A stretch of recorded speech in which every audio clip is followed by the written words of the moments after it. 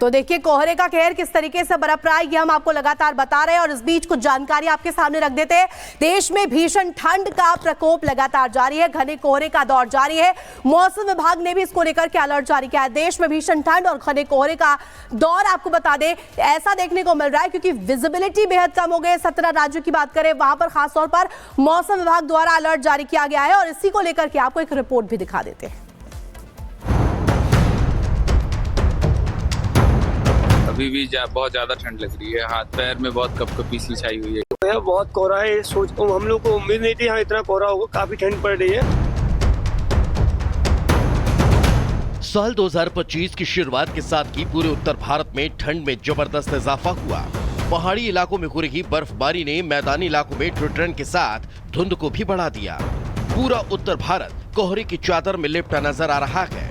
क्या यूपी, क्या दिल्ली, क्या हरियाणा, हर जगह धुंध की वजह से विजिबिलिटी ना के बराबर नजर आ रही है। ऊपर ठंड, शीतलहर और कोहरे के ट्रिपल अटैक ने लोगों की मुश्किलें बढ़ा दी। विजिबिलिटी जीरो होने से गाड़ियों की रफ्तार पर ब्रेक लग गया। जिस सड़क पर वाहन फर्राटा भरते थे वहां वो 20 किलोमीटर प्रति घंटे के हिसाब से रेंग रहे हैं। सबसे ज्यादा परेशानी हाईवे पर चलने वाले वाहनों को हुई। वाहन चालकों को गाड़ी की लाइट जलाकर ही चलना पड़ रहा है। देश के एक दो नहीं बल्कि 17 राज्य ठंड और कोहरे से खलकान हैं। कोहरे की वजह से लोग अपने दफ्तर लेट पहुंच रहे हैं तो वहीं सड़क किनारे रहने वाले भी परेशान नजर आते हैं। बड़े बूढ़ों और बच्चों के लिए अब अलाव की सहारा है। ठंड के प्रकोप को देखते हुए मौसम विभाग ने ऑरेंज अलर्ट जारी किया है। कई ट्रेनें घंटों देरी से चल रही हैं। यात्रियों को भीषण ठंड के बीच प्लेटफॉर्म पर ट्रेनों का इंतजार करना पड़ रहा है। वहीं हवाई सेवा पर भी कोहरे का असर है। या तो कई फ्लाइट रद्द कर दी गई या फिर देरी से चल रही है। कोहरे के साथ साथ दिल्ली में स्मॉग की चादर भी छाई हुई है। आज प्रदूषण का स्तर गंभीर श्रेणी में पहुंच चुका है। औसत वायु गुणवत्ता सूचकांक 409 दर्ज किया गया। Bureau report, Republic Bharat.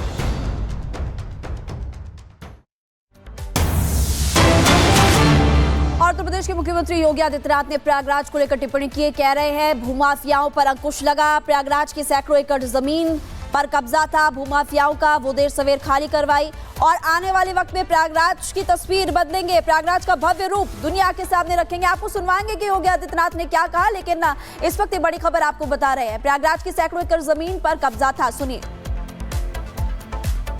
बोल रहे थे प्रोफेसर रीता बहुगुणा जोशी जी कि हम इस होटल के पास ही जो घर थे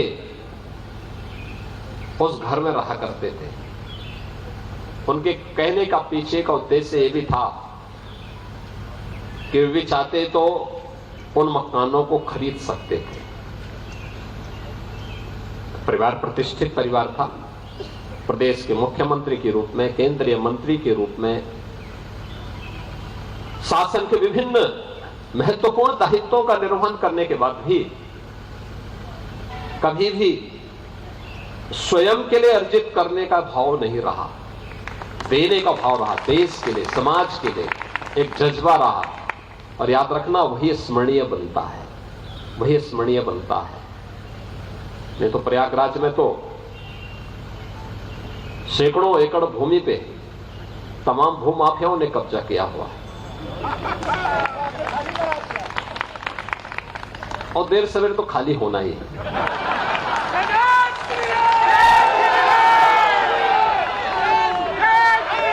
लेकिन ये भाव अगर हर नागरिक के मन में आ जाए कि नहीं, मुझे देश के बारे में सोचना है, तो बहनों और भाइयों, मैं इस बारे में आपको कह सकता हूं कि प्रयागराज आज जैसे दुनिया के अंदर गूंज रहा है।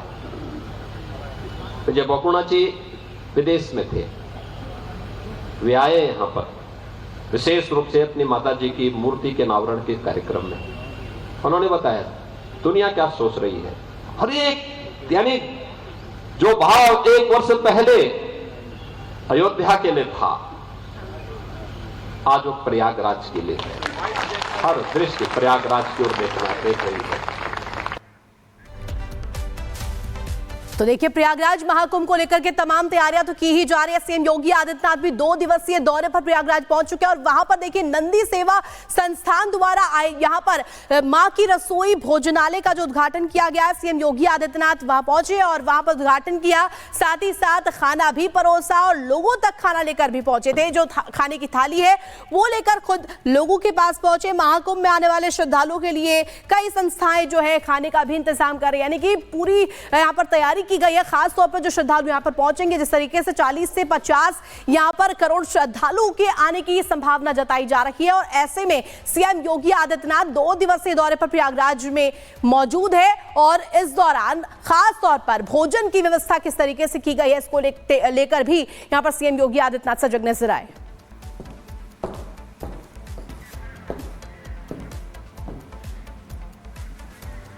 तो देखिए, लगातार ये तस्वीरें आपको दिखा रहे हैं। सीएम योगी आदित्यनाथ यहां पर खाने की थाली परोसकर खुद पहुंचे श्रद्धालुओं के बीच।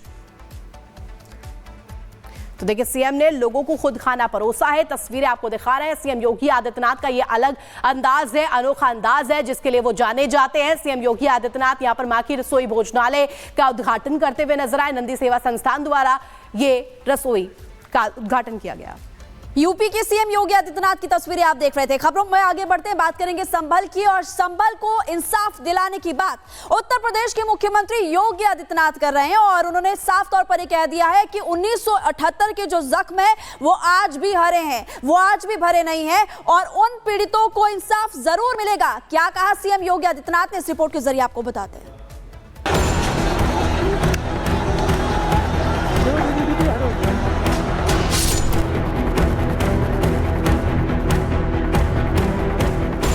सर्जरी के लिए हमें तैयार रहना होगा। पुराना जख्म का उपचार होना बहुत आवश्यक है, उसका समाधान होना बहुत आवश्यक है। जिन कट्टरपंथियों ने सनातन की केंद्र संभल की डेमोग्राफी बदली, मंदिरों पर कब्जा कर उनका अस्तित्व मिटाने की साजिश की और संभल को बार बार दंगों की आग में झोंका, अब उन सब का एक एक कर हिसाब होगा। इलाज होगा हिंदू विरोधियों का, इलाज होगा कट्टरपंथियों का, क्योंकि बाबा ने ऐलान कर दिया है संभल की सर्जरी का। पुराना जख्म का उपचार होना बहुत आवश्यक है, नहीं तो कैंसर हो जाता हो। सर्जरी एक बार होगी और उस सर्जरी के लिए हमें तैयार रहना होगा। 184 हिंदुओं की सामूहिक हत्या हुई, एक भी दरिंदे के खिलाफ कार्रवाई नहीं हुई।